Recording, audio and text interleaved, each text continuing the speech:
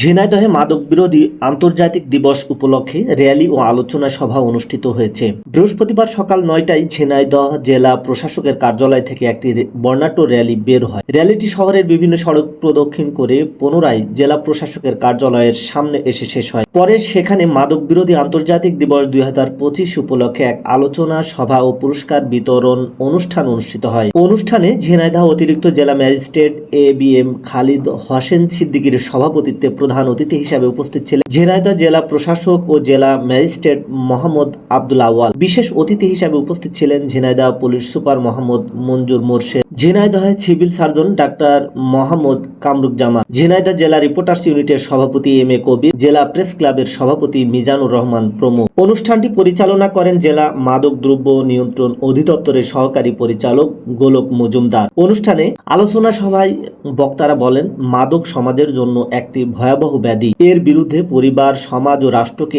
একযোগে কাজ করতে হবে। বিশেষ করে তরুণ সমাজকে রক্ষা করতে সবাইকে এগিয়ে আসতে হবে।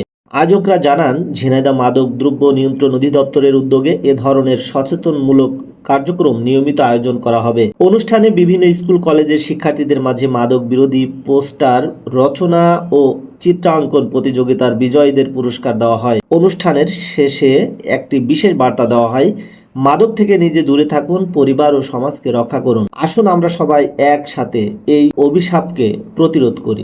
মাদক আমাদের যুব সমাজকে ধ্বংস করে।